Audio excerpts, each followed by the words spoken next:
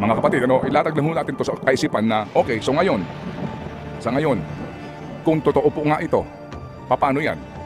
Kung hindi mag-resign ang presidente.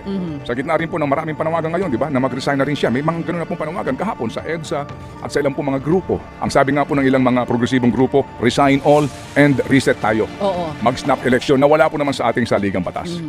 Okay, so kung ating pong susundin ay ang ating pong sistema at patakaran, panuntunan at konstitusyon, ano po ang tamang pamamaraan? Impeachment.